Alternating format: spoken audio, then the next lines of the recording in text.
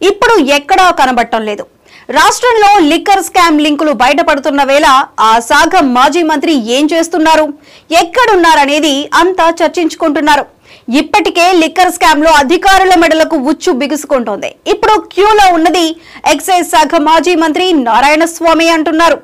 ఇంతకీ ఎక్కడున్నారు స్వామి? నారాయణ స్వామి ఏపీ మాజీ డిప్యూటీ సీఎం, ఎక్సైజ్ శాఖ మాజీ మంత్రి, చిత్తూరు జిల్లాలో సీనియర్ నేతగా వరుసగా గంగాధర నెల్లూరు నుంచి గెలుస్తున్న నారాయణ స్వామి గత ఎన్నికల్లో పోటీ నుంచి తప్పుకున్నారు. ఆయనకు బదులు కూతురు కృపాలక్ష్మి పోటీ చేసి ఓడిపోయారు. నారాయణ స్వామి మీద ప్రజల్లో ఉన్న వ్యతిరేకత కారణంగానే జగన్ ఆయన్ని పక్కన పెట్టారంటారు. ఎన్నికల్లో కూతురి ఓటమితో ఆయన పొలిటికల్ గా సైలెంట్ అయిపోయారు. వరుసగా 5 ఏళ్ల పాటు మంత్రిగా పనిచేసిన నారాయణ స్వామి ఇప్పుడు తన కూతురి ఓటమిని జీర్ణించుకోలేకపోతున్నారట.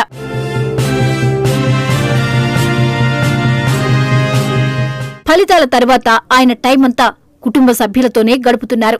ఎన్నికల్లో పోటీకి సంబంధించి తన కూతురి విషయంలో నానా రకాల ఇబ్బందులు పడిన నారాయణ స్వామి చివరకు కూతురికి సీటు దక్కినా గెలిపించుకోలేకపోయారు. ఇక ఎన్నికల తరువాత వరుసగా జరుగుతున్న పరిణామాలతో ఆయనలో భయాందోళనలు పెరిగాయనే చర్చ జోరుగా సాగుతోంది. గత ప్రభుత్వ కాలంలో చంద్రబాబు, లోకేష్, పవన్ కళ్యాణ్ టార్గెట్ గా నోరు పారేసుకున్న నేతల్లో నారాయణ స్వామి ముందు వరుసలో ఉండేవారు. దళిత వర్గానికి చెందిన ఆయన చంద్రబాబును కులం పేరుతో దూషించిన సందర్భాలు కూడా ఉన్నాయి.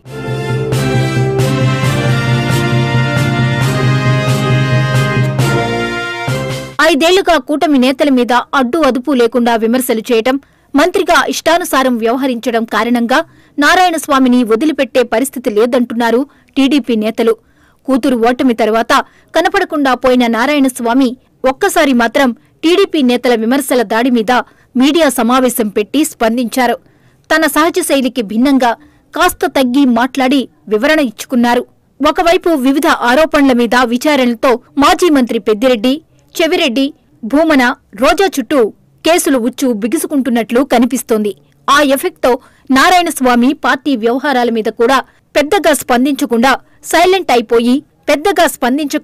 పూర్తిస్థాయిలో ఇంటికి పరిమితమయ్యారట.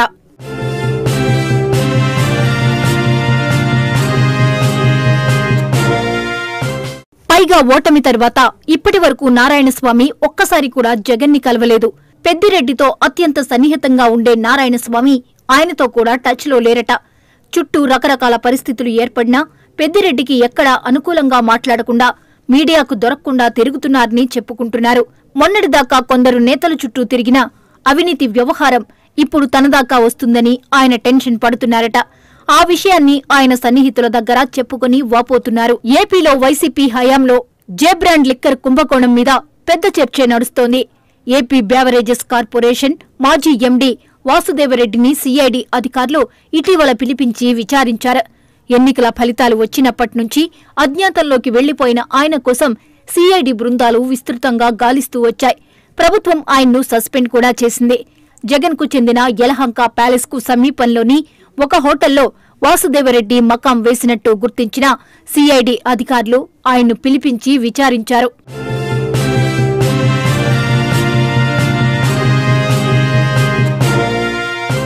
ఇప్పటి వరకు అధికారుల చుట్టూ తిరిగిన ఈ లిక్కర్ స్కామ్ కథ మదనపల్లి సబ్ కలెక్టర్ ఆఫీస్ అగ్ని ప్రమాదంతో మరో మలుపు తిరిగింది. ఈ కేసు దర్యాప్తులో భాగంగా సిఐడి బృందాలు మాజీ మంత్రి పెద్దిరెడ్డి రామచంద్రారెడ్డి ప్రధాన అనుచరుడైన మాధవరెడ్డి, పిఏ శశికాంత్ నివాసాల్లో చేపట్టిన తనిఖీల్లో మద్యం కుంభకోణానికి సంబంధించిన చాలా ముఖ్యమైన లావాదేవీల వివరాలు వెలుగు చూసినట్లు తెలుస్తోంది. ఆ క్రమంలో ఎక్సైజ్ శాఖ మంత్రిగా అప్పటి పెద్దలు చెప్పినట్టు ఇష్టానుసారం నడుచుకున్న నారాయణ స్వామి చుట్టూ ఉచ్చు బిగుస్తోందని టాక్ నడుస్తోంది. ఇప్పటి వరకు అధికారులు టార్గెట్ గా సాగిన విచారణలో నేతల వంతు రాబోతోంది.